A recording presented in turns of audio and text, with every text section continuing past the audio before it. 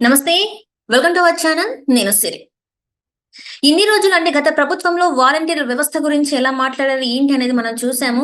ఆ వాలంటీర్ల వ్యవస్థని చూపించి దాన్ని ఏదైతే ఉందో ఆ వ్యవస్థని నాశనం చేస్తారు, కొత్త ప్రభుత్వం వస్తే అని చెప్పేసి జగన్మోహన్ రెడ్డి గారు చాలా చెప్పడం జరిగింది. మనం అనేక సార్లు వినడం కూడా జరిగింది. అయితే ఆ వాలంటీర్ వ్యవస్థ లేకుండానే ఇప్పుడు చంద్రబాబు నాయుడు గారు స్వయంగా తన చేతులతోని పెన్షన్లు ఇవ్వడం జరుగుతుంది. సో ఏంటి అసలు ఎందుకు ఇలా చేశారు, ఏంటి అనేది మనకి వివరించడానికి మనతో పాటు ఉన్నారు ప్రముఖ రాజకీయ విశ్లేషకులు ఎంకే రావు గారు. నమస్కారం సార్.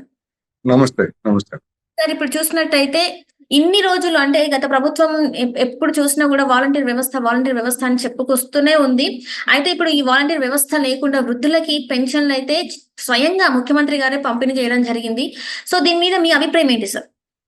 ఇప్పుడు వాలంటీర్ల వ్యవస్థ ద్వారా గతంలో బ్యాంకుల ద్వారా లేదా ఇంకా అంతకు ముందు అయితే స్వయంగా అంటే లబ్ధిదారులు ఎవరైతే పెన్షనర్స్ ఉన్నారో వాళ్ళు తీసుకోవడం, ఆ సందర్భంగా అనేక ఇబ్బందులు పడటం, ఇవన్నీ కూడా గడిచినటువంటి చరిత్ర.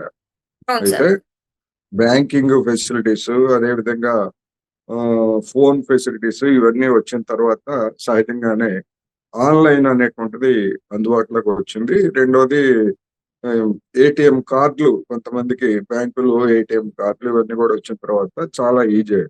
అయితే ఈ క్రమంలోనే మన జగన్మోహన్ రెడ్డి గారు వాలంటీర్ల వ్యవస్థని తీసుకొచ్చి గ్రామంలో అందించాల్సినటువంటి సేవలు కానివ్వండి, లేదా ప్రభుత్వ పథకాల గురించి ప్రచారానికి, ప్రభుత్వ పథకాలని గ్రామీణులకి లేదా పట్టణాల్లో ఉన్నటువంటి వాళ్ళకి తెలియజేయడం అనేటువంటి పర్పస్ తోటి వాలంటీర్ల వ్యవస్థని తీసుకొచ్చారు. సరే, దాన్ని దుర్వినియోగం చేశారు. దాంతో ఉండేటువంటి ఫలితాలతో పాటు దుష్ఫలితాలు కూడా గడిచినటువంటి 5 సంవత్సరాల్లో మనం చూసాము. ప్రతిపక్షాలు దాన్ని కూడా ఒక సమస్యగా ఎన్నికల్లో సమస్యగా చేశాయి. జగన్మోహన్ రెడ్డి గారు తీవ్రంగా అంటే ఘోర పరాజయం పాల్గొవడానికి ఆ వాలంటీర్ల వ్యవస్థ కూడా ఒక కారణం అనేటువంటిది మనం ప్రత్యేకంగా మళ్ళా చెప్పుకోనవసరం లేదు. అయితే ఆ వాలంటీర్ల వ్యవస్థని రద్దు చేయకుండానే ఆ వాలంటీర్లకి వేతనాలు ఇస్తూ వాలంటీర్లు గతంలో చేసినటువంటి పెన్షన్ పంపిణీని సచివాలయ సిబ్బంది లేదా ఇతర గ్రామంలో ఉండేటువంటి ఇతర ప్రభుత్వ సిబ్బంది ద్వారా సక్సెస్ఫుల్ గా పెన్షన్లు అందించారనేటువంటిది మనకు వచ్చినటువంటి అనుభవం. అందుకని బహుశా ఈ కారణంగానే రాబోయేటువంటి రోజుల్లో కూడా ఈ వాలంటీర్ల వ్యవస్థను ఇంకా లాంఛనంగా రద్దు చేయకపోయినప్పటికీ రద్దు చేసేటువంటి అవకాశాలు ఉన్నాయి అనేటువంటిది ఒకటైతే, లేదు ఇప్పుడున్నటువంటి వాలంటీర్లలో ఎక్కువ మంది వైసీపీకి చెందినటువంటి వాళ్ళే ఉన్నారు కనుక వాళ్ళకై వాళ్ళు వెళ్ళిపోయిన తర్వాత తిరిగి తమకు అనుకూలమైనటువంటి వాళ్ళని వాలంటీర్లుగా నియమించుకోవాలనేటువంటి ఒక ఆలోచనలో ఈ 3 పార్టీల కూటమి ఉన్నదనేటువంటిది కూడా వినిపిస్తాం. ఏమైనప్పటికీ అఫీషియల్ గా దాన్ని రద్దు చేస్తున్నట్టు చెప్పలేదు. అదే విధంగా దాన్ని కొనసాగిస్తాము, ఏ విధంగా కొనసాగిస్తాము అనేటువంటిది కూడా చెప్పలేదు. ఎందుకు సాధ్యమైంది పెన్షన్లు అనేటువంటి ప్రశ్న సహజంగానే తలెత్తుతుంది.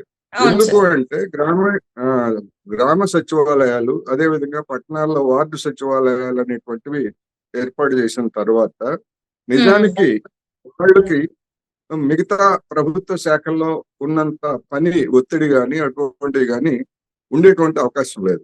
అందువల్ల ఈ పెన్షన్ల పంపిణీ అనేటువంటిది ఒక రోజు కాకపోతే 2 రోజులు, 2 రోజులు కాకపోతే 3 రోజులు పెద్ద గ్రామాలు కనుక అయ్యేట్లయితే ఆ 3 రోజుల్లో ఆ సిబ్బందిని ఉపయోగించి సక్సెస్ఫుల్ గా అందజేయవచ్చు అనేటువంటిది నిరూపించారు కనుక భవిష్యత్తులో కూడా ఇదే విధమైనటువంటి విధానాన్ని కొనసాగించే అవకాశాలు ఉన్నాయనేది మనం చెప్పుకోవచ్చు.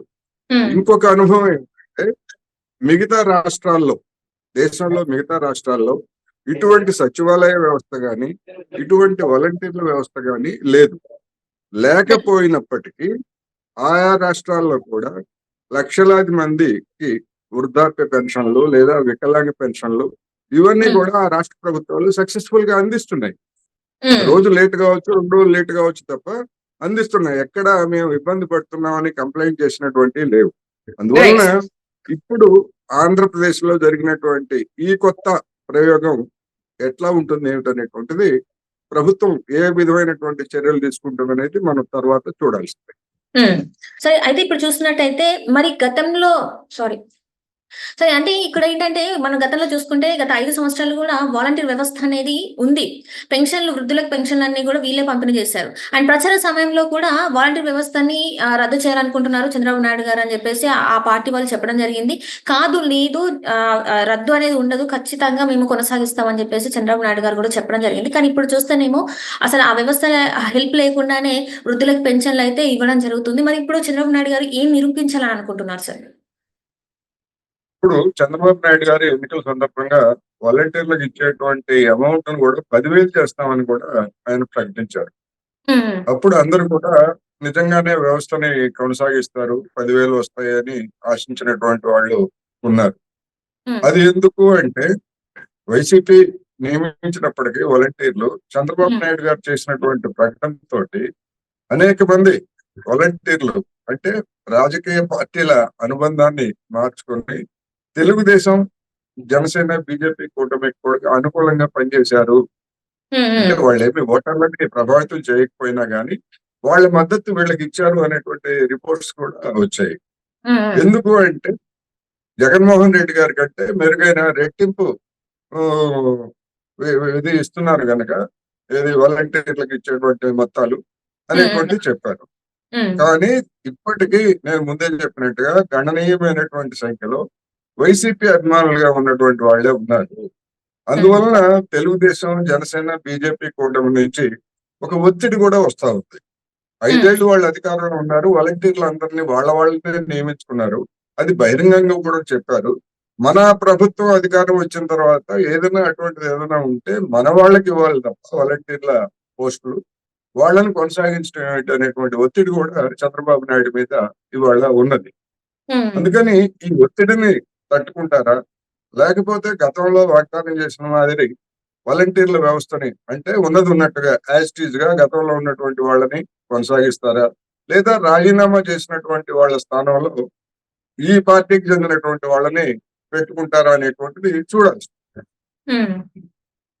అంటే అంటే ఇప్పుడు కూడా ఏంటంటే చాలా మంది ఇప్పుడు దీన్నే మళ్ళీ రేస్ చేసి చంద్రబాబు నాయుడు గారు ఇలా చేశారు. గతంలో ఇలా మాటిచ్చారు. ఇప్పుడేమో ఇలా చేస్తున్నారని జెప్పేసి ఒకవేళ ఆ పార్టీ నుంచెళ్ళి వస్తే ఎలా అంటారు సార్ మరి? దీన్ని ఎలా ఎదుర్కుంటారు? ఇప్పటికే ఇప్పటికే గత నెలలో అంటే పెన్షన్లు ఇచ్చినప్పుడు వాలంటీర్ల వ్యవస్థని పక్కన పెట్టి హ్మ్. పెన్షన్లు పంపిణీ చేసిన తర్వాత హ్మ్. వైసీపీ ఆ విధమైనటువంటి విమర్శల్ని అది ప్రారంభించింది. ఇప్పటికే ప్రారంభించారు. హ్మ్. హ్మ్. అందువల్ల రేపు 1 తారీఖు మళ్ళా పెన్షన్లు ఇచ్చేటువంటి సమయం వచ్చింది గనక హ్మ్. ఈసారి కూడా అదే చేసేట్లయితే హ్మ్. ఆ విమర్శని లేదా ఆ ప్రచార దాడిని వైసీపీ తీవ్రం చేసేటువంటి అవకాశాలు డెఫినెట్ గా ఉంటాయి. హ్మ్. హ్మ్. అందుకని ఆగస్టు మొదటి వారంలో ఈ పెన్షన్ల పంపిణీ అంటే ఈ ఇవ్వాల్సినటువంటి పెన్షన్ల పంపిణీ గనుక అయిపోయిన తర్వాత దాని మీద తెలుగు 3 పార్టీల కూటమి ఏదో ఒక నిర్ణయాన్ని తీసుకోవాల్సి ఉంటుంది. హ్మ్. లేకపోయేట్లయితే జనంలోను, ప్రతిపక్షంలోను అనుమానాలు లేదా రాజకీయపరమైనటువంటి దాడి కొనసాగించేటువంటి అవకాశం స్పష్టంగా ఉంది. హ్మ్. అంటే ఇప్పుడు ఇది ఏదైతే ఎందుకంటే ఇప్పుడు హ్మ్. సార్. చెప్పండి. అంటే ఇప్పుడు జగన్మోహన్ రెడ్డి వాళ్ళు గారికి చేసినటువంటి ఆ! వాళ్ళు చేసినటువంటి వాగ్దానమే కనుక వాళ్ళు మేము వాలంటీర్ల వ్యవస్థను రద్దు చేస్తాము అని చెప్పుంటే అది హ్మ్. డిఫరెంట్ గా ఉండేది. కానీ హ్మ్. అట్లేమీ చెప్పలేదు. హ్మ్. హ్మ్. ఎందుకని చెప్తే 2,00,000 మంది వాలంటీర్లు తెలుగుదేశం ఈ కూటమికి వ్యతిరేకంగా అవుతారనేటువంటి భయంతోటి గాని, హ్మ్. లేకపోతే మరొక చెప్పలేదు వాళ్ళు. హ్మ్. కొనసాగిస్తామని చెప్పారు. అందుకని రైట్. డెఫినెట్ గా వాలంటీర్లు కూడా ఒత్తిడి చేస్తారు. Right sir. Right sir. Right. Thank you so much sir. మీరు మాతో పాటు జూమ్ కాల్‌లో వచ్చినందుకు ధన్యవాదాలు సార్.